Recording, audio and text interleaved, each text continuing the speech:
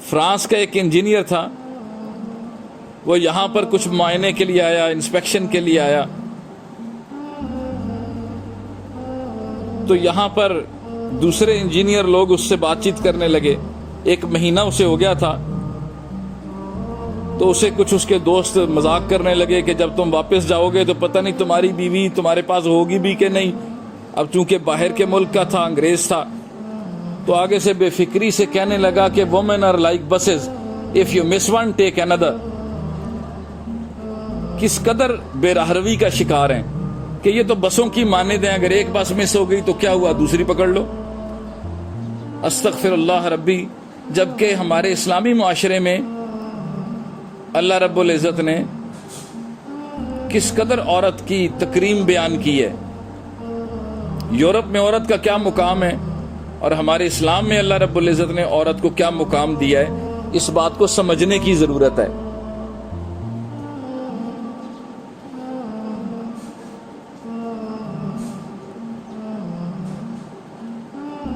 اسی طریقے سے حضرت ایک کتاب میں لکھتے ہیں کہ ایک UK کا انجینئر تھا، پڑھا ہوا تھا، تو وہ کہنے لگا کہ پوچھنے لگا کہ آپ کے کتنے بچے ہیں.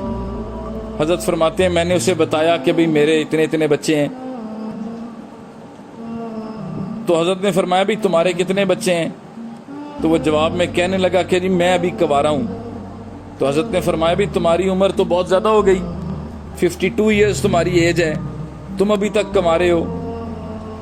تو اس انجینئر نے بھی بڑا عجیب جواب دیا، کہنے لگا if you can buy milk in the market there is no need to have a cow at your house.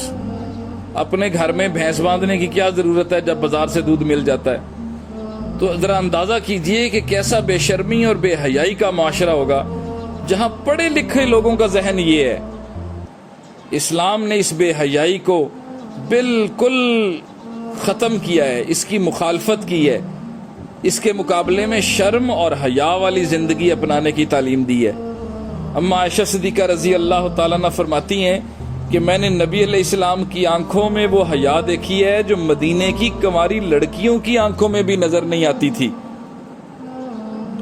شریعت نے کہا ہے کہ اگر تم زندگی کا ساتھی چاہتے ہو تو تمہارا ڈیسیژن جو ہے وہ لانگ ٹائم ڈیسیژن ہونا چاہیے، یعنی کہ ایسا نہیں کہ چند دنوں کا ساتھ ہے، نہیں، بلکہ فرمایا کہ تمہارا ڈیسیژن ہونا چاہیے. اب نکاح کے ذریعے مرد اور عورت ایک دوسرے پر حلال ہوئے، اب فرمایا ایک دوسرے کی ضروریات کا خیال رکھو، اور پھر جو ہے نان نفقہ مرد کے ذمے لگایا، عورت کے ذمے خدمت لگائی مرد کی. لہذا حدیث مبارک میں آتا ہے، حدیث مبارکہ میں فرمایا افشوا النکاح بینکم، جب تم نکاح کر لو پھر اس کی تشہیر کرو، لوگوں تک اس بات کو پہنچاؤ کہ جی ہمارے بیٹے کا نکاح ہو گیا ہے یا ہماری بیٹی کا نکاح ہو گیا ہے، تاکہ لوگوں کو ان کے جائز تعلق کا پتہ چلے کہ اللہ رب العزت نے ان کے درمیان ایک جائز تعلق پیدا کر دیا. لہذا حدیث پاک میں آیا کہ نکاح کو خفیہ نہیں رکھنا چاہیے.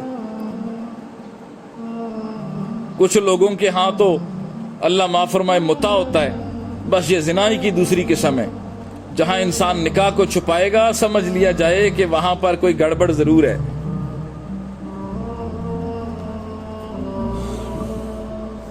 لہذا دین اسلام نے تو نکاح کو پھیلانے کا حکم دیا، پھر یہ فرمایا کہ مسجدوں میں نکاح کو کرو تاکہ مسجدوں کا ایک پاکیزہ ماحول، اس کی برکت بھی تمہاری زندگیوں میں شامل ہو جائے.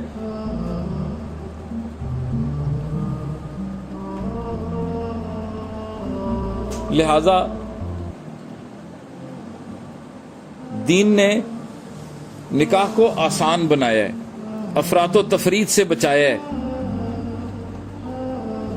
آج ہم نے نکاح کو اتنا مشکل بنا دیا ہے کہ جناب 200 بندوں کی بارات ہے، عورتوں لڑکی والوں کی طرف سے بھی 200 بندے آئیں گے، لڑکے والوں کی طرف سے بھی 200 بندے آئیں گے، پھر نکاح کیا جائے گا. اور اس وجہ سے بچے اور بچیاں گھروں میں کئی سالوں سے اپنے نکاحوں کا انتظار کر رہے ہیں. وہ مجھے یاد ہے ہمارے حضرت جی کے پاس 2 لوگ آئے، ایک کا بیٹا تھا اور دوسرے کی بیٹی تھی. تو کہنے لگے جی ہم اپنے بچوں کی شادی کرنا چاہتے ہیں. حضرت نے فرمایا کتنا خرچہ آئے گا شادی پہ؟ کہنے لگے جی کوئی اندازہ ہے تقریباً کوئی 10-1 لاکھ خرچہ آ جائے گا دونوں کی طرف سے. 5 لاکھ لڑکی والوں کا، 5 لاکھ لڑکے والوں کا. حضرت نے فرمایا یہ 10 لاکھ مجھے دے دو. حضرت نے وہ 10 لاکھ لے کے نا تو وہ لڑکا اور لڑکی کو دے دیا کہ تم اپنی نئی زندگی شروع کر رہے ہو، یہ 10 لاکھ روپیہ رکھو، اپنے گھر کی چیزیں بناؤ. اور بالکل سمپل اور سادہ نکاح کر دیا. تو وہ بچے بھی بڑا خوش ہوئے اور والدین بھی خوش ہوئے کہ اللہ اکبر، اتنی آسانی سے نکاح بھی ہو سکتا ہے. چنانچہ اسلام نے ہمیں افراط اور تفریط سے بچایا ہے، اور اس افراط و تفریط کی وجہ سے پریشانیاں زندگیوں میں آتی ہیں، پریشانیاں ہمارا مقدر بن جاتی ہیں.